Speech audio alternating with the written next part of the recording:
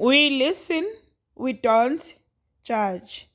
We listen with no judgment. Indaba ka-Anonymous osibhalele namhlanje ifundeka kanje. Ngathwala ngosisi wami. Ngiyabingelela kuwe dadewethu nakumphakathi wala ekhaya. Indaba yami iqala kanjena. Ngingowesifazane okhulele endaweni yaseMpumalanga, eMkhondo. Ngikhuliswa umama kanye nobaba. Besihlala nezingane zakithi eziwu-9. Kungabafana abayi-5 kanye namantombazane ayi-4. Ubaba ubesebenza ayiphoyisa bese kuthi umama yena ubeyinesi. Impilo ekhaya ngingasho nje ngithi besidla izambane likaPondo. Ngoba phela nokufunda besifunda kuma-private schools. Kodwa ke ngenxa yokuthi mina bengingaphiwe esikoleni, ngathi uma sengiyongena e-high school, bangikhipha ku-private school bangifaka ku-public school. Lokho akungiphathanga kahle neze, ngoba ngabona ngibandlululwa ekhaya. Ngafunda-ke ngagcina ngisiqedile isikole, nanoma ngingaphasanga, nanokuthi ngaqeda sengimdala ngino-22 years. Kodwa ngagcina ngifikile ku-matric. Umthetho wasekhaya-ke ubuthi uma uqeda isikole wangathola umfundazwe wokuyofunda, kumele uyofuna umsebenzi. Phela ubaba ubesho kahle ukuthi yena angeke akhulise umuntu aze abe na-30 years. Naye ufuna ukuzidlisa kamnandi ngemali yakhe, futhi ufuna wonke umuntu akwazi ukuzimela. Ngizobuyela kancane emumva. Sisakhula abazali bethu bebangasiphathi ngendlela efanayo. Kukhona usisi wami omncane, yena wayengenzi lutho ekhaya. Ngapha athola konke akufunayo. Nanokuthi naye esikoleni wayenganayo impendulo kathisha njengami. Kodwa yena akakhishwanga ku-private school. Waqhubeka wafunda khona kwaze kwaba ukuthi uyasiyeka isikole. Konke lokhu kwadala ukuthi sigcine singazwani kahle nosisi wami. Ngathi uma sengiqedile-ke isikole, ngahamba ngaya eThekwini ukuyofuna amatoho. Ngafikela ku-anti. Ngenhlanhla ngathi nje ngifika, kanti kuyaqhashwa kamasipala. No-anti naye wasesebenze khona isikhathi eside. So wakhona ukuthi angikhulumele bangithathe as a general worker. Ngamagama kababa wayecelile ukuthi ingane eyosebenza kuqala ucela ilungise ikhaya. Ngoba nami ngangisebenza ngapha ngingenangane, kanti futhi neholo lami lalingcono kakhulu. Ngase ngiqala ama-renovation omuzi wasekhaya. Bajabula kakhulu bandla abazali bami. Ngawulungisa umuzi wasekhaya waba owakanokusho, ngoba kwangithatha 4 years ngiwulungisa. Kuthe nje emva kwa-6 years ngisebenza lapha kamasipala, waphela umsebenzi. Ngabuyela ekhaya, zathi uma ziphuma iy'mali zami, ngavele ngathengela abazali bami iy'moto. Babenazo ezabo, kodwa phela uyazi uma uthenga uthando lwabazali, ungenza noma yini. Kanti ngabona nangendlela ebangamukela ngayo uma ngibuya ekhaya sengiphelelwe umsebenzi. So nami ngangithi angibajabulise ngoba sebayangithanda. Kwathi ngesalayo ngancedisa ngendaba yokudla ekhaya nange-school fees sezingane zakithi. Phela bangamukela ngezandla ezimhlophe ngoba ngangisenemali. Yathi ingaphela imali, zacala inkulumo zokuthi angeke bondle bona umuntu omdala. Ngapha kodwa bebengenankinga ukondla izingane zikasisi lona obekayintandokazi. Phela wathola ingane emva konyaka ayeke isikole. Kwazona izingane zakhe zazifunda esilungwini futhi kubhadala bona abazali bami. Ngenxa yesimo sokungahlaliseki kahle ekhaya, ngoba bese kufike ukuthi ngingasaphakelwa, ngaqoma omunye ubhuti kulabantu bokufika, ngenzela ukuthi ngilale ngidlile, ngingahluphi abazali bami. Futhi bebanganandaba.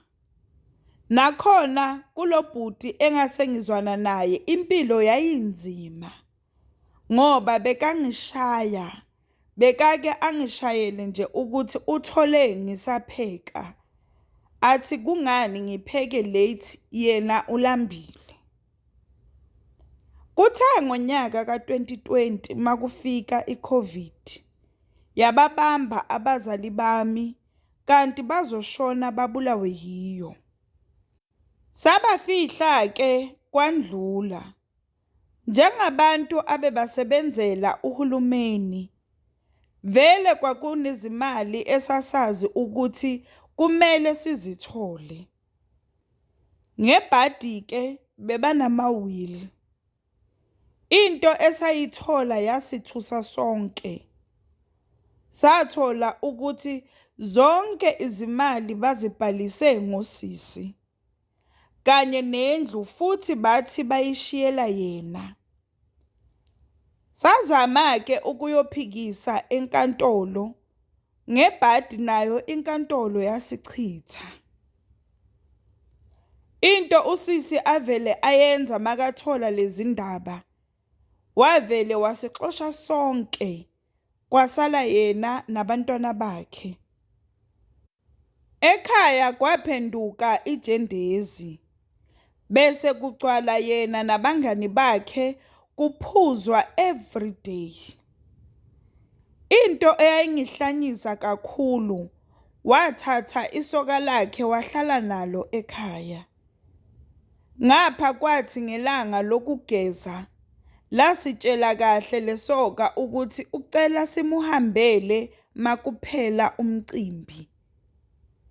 Inhliziyo yami yayigaya ibozi ngoba lo muzi walungiswa izimali zami. Ngathi ngelinye ilanga ngizihlelele nje endlini, ngiziphethelwe isizungu, ngase ngingena ezinkundleni zokuxhumana. Ngahlangana nomunye ubaba nje owaziwayo, echaza ngezithwalo anazo kanye namanani akawabizayo. Anginanazanga, ngavele ngathi ngiyaya ngiyothwala ngaye usisi wami. Lo bhuti-ke le bengihlala naye wayethengisa izidakamizwa. Imali yakhe ngangazi ukuthi ihlala kuphi. Ngayitshontsha ngase ngishona khona. Yazi isimanga esenzeka. Ngafika lapha ngathengiswa inkukhu emnyama. Le nkukhu wayidlisa eminye imithi izinsizi nje ezimnyama. Waqede wayihlaba, wakhipha amathumbu nenhliziyo kanye nenyongo. Wathi angizidle zinjalo zingaphekwanga. Nangempela ngakwenza-ke lokho. Wase engicaba ngezinto zakhe. Ngaqeda ngahamba. Ngasaba-ke ukubuyela emuva ngoba lona uzongishaya angishayele le mali engiyitshontshile. Ngavele ngase ngiya ku-anti. Akuphelanga nje nosuku ngifikile ku-anti, usisi wavele waphuma igazi elimnyama ngamakhala, waphuthunyiswa esibhedlela kwathiwa umelwe inhliziyo. Ngakusasa kwakhona ngathola ucingo olubuya kamasipala la bengisebenza khona before ukuthi ngithole ithenda yokuthi kumele ngifune abantu abazoklina. Basho befaka nemali. Angichithanga sikhathi, ngavele ngayobhadala imali yaloya bhuti ukuze azophuma kimi. Samufihla-ke usisi, zabuya nezingane zakithi zahlala ekhaya. Mina ngathenga owami umuzi.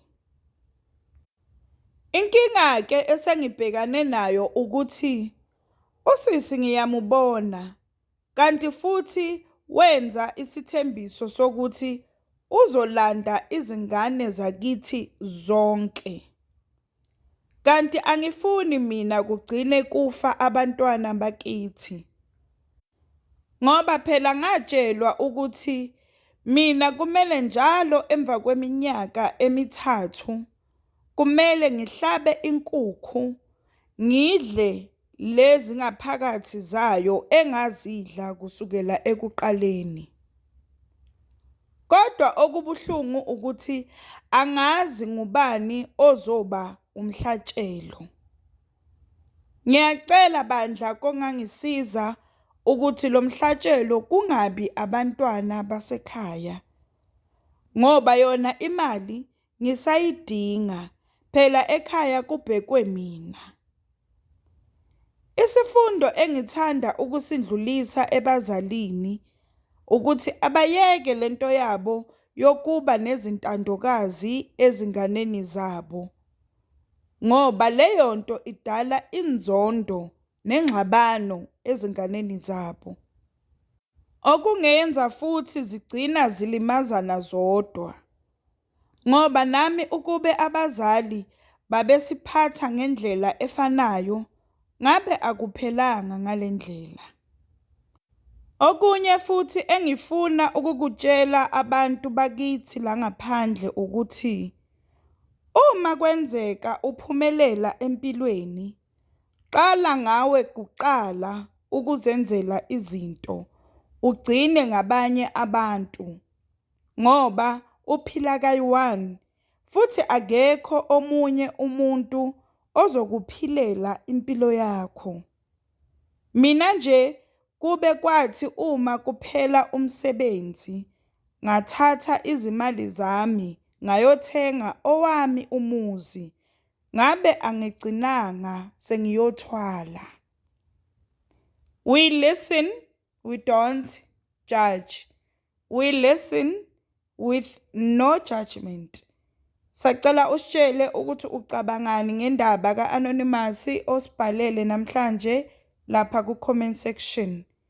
Sacela ungakhohlwa ukulike, ushare, usubscribe. Ungakhohlwa ukuthi ukusubscribe it's for free, awubhadali lutho, it's for free.